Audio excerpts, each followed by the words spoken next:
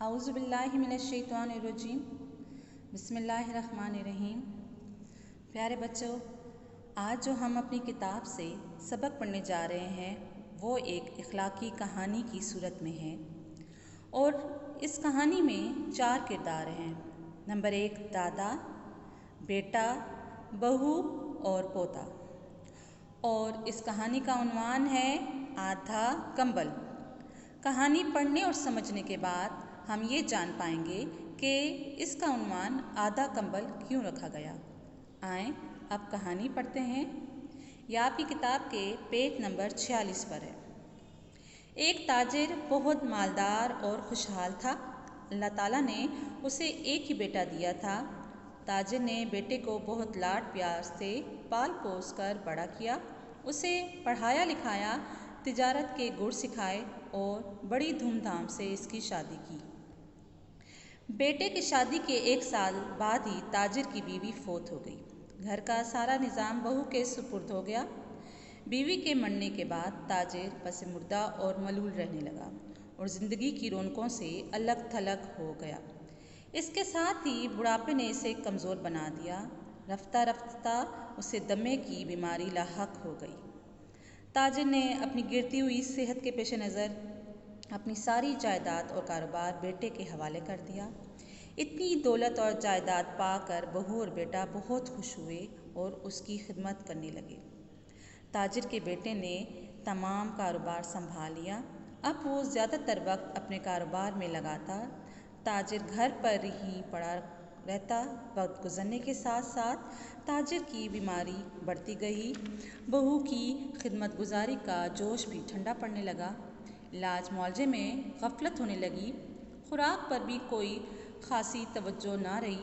اب یہ حال ہو گیا کہ تاجر سارا دن اکیلا ایک کونے میں پڑا کھانستا رہتا۔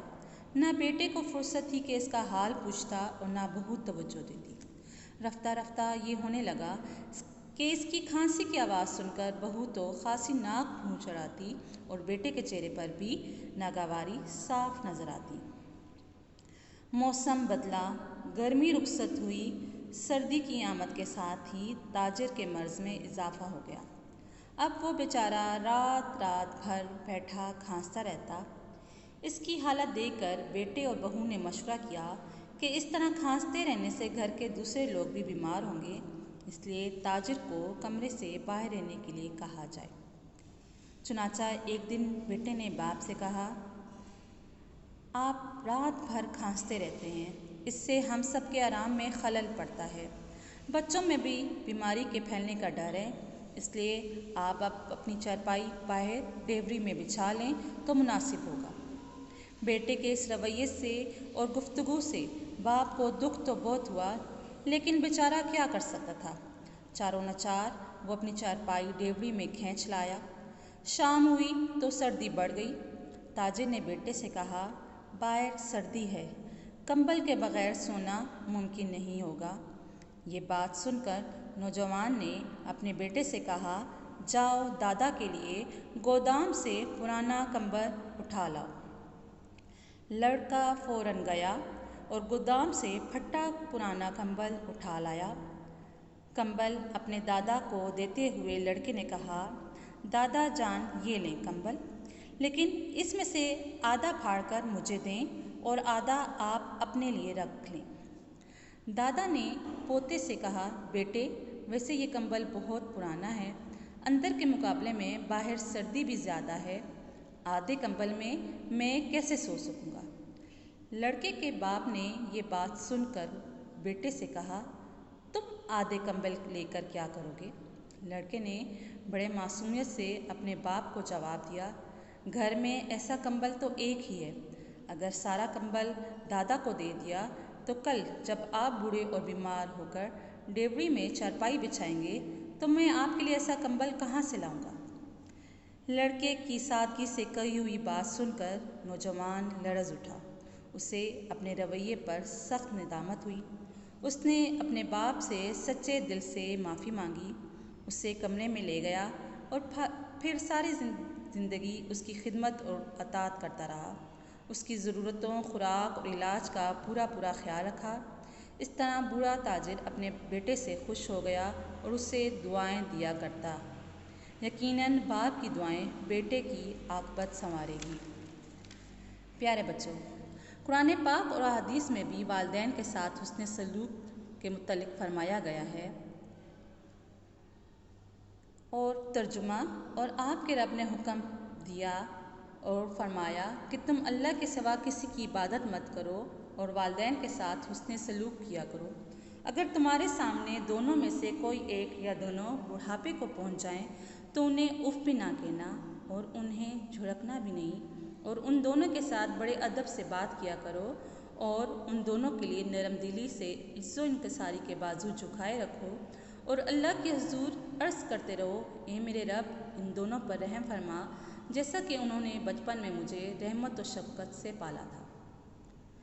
والدین کی خدمت اور اطاعت اور تعظیم و تکریم عمر کے ہر حصے میں واجب ہے، بوڑھے ہوں یا جوان، لیکن بڑھاپے کا ذکر خصوصیت سے ہے کہ اس عمر میں جا کر ماں باپ بھی بعض مرتبہ چڑچڑے ہو جاتے ہیں اور عقل و فہم بھی جواب دینے لگتی ہے اور انہیں طرح طرح کی بیماریاں بھی لاحق ہو جاتی ہیں اور وہ خدمت کے محتاج ہو جاتے ہیں، تو ان کی خواہشات و مطالبات بھی کچھ ایسے ہو جاتے ہیں جن کا پورا کرنا اولاد کے لیے مشکل ہو جاتا ہے۔ اس لیے قرآن حکیم میں والدین کی دلجوئی اور راحت رسانی کے احکام دینے کے ساتھ انسان کو اس کا زمانہ طفولیت یعنی بچپن کا زمانہ یاد دلایا گیا کہ کسی وقت تم بھی اپنے والدین کے اس سے زیادہ محتاج تھے جس قدر آج وہ تمہارے محتاج ہیں۔ تو جس طرح انہوں نے اپنی راحت و خواہشات کو اس وقت تم پر قربان کیا اور تمہاری بے عقلی کی باتوں کو پیار کے ساتھ برداشت کیا، اب جب کہ ان پر محتاجی کا یہ وقت آیا تو عقل و شرافت کا تقاضا ہے کہ ان کے ساتھ بھی احسان کا بدلہ ادا کرو۔ جس طرح قرآن حکیم میں والدین کے حقوق ادا کرنے کی تاکید کی گئی ہے، اسی طرح کہیں احادیث مبارکہ میں بھی والدین کے حقوق ادا کرنے کی تلقین کی گئی ہے۔ حضرت ابو ہریرہ رضی اللہ تعالیٰ عنہ سے روایت ہے کہ حضور نبی اکرم صلی اللہ علیہ وآلہ وسلم نے فرمایا کہ اس کی ناک غبار آلود ہو، اس کی ناک غبار آلود ہو، اس کی ناک غبار آلود ہو، یعنی ذلیل و رسوا ہو۔ کسی نے عرض کیا، یا رسول اللہ، وہ کون ہے؟ حضور صلی اللہ علیہ وسلم نے فرمایا کہ جس نے ماں باپ دونوں کو یا ایک کو بڑھاپے کے وقت میں پایا یا پھر ان کی خدمت کر کے جنت میں داخل نہ ہوا۔ میں امید کرتی ہوں کہ اس کہانی کو پڑھنے کے بعد آپ کو ایک اچھا پیغام ملا ہوگا۔ شکریہ۔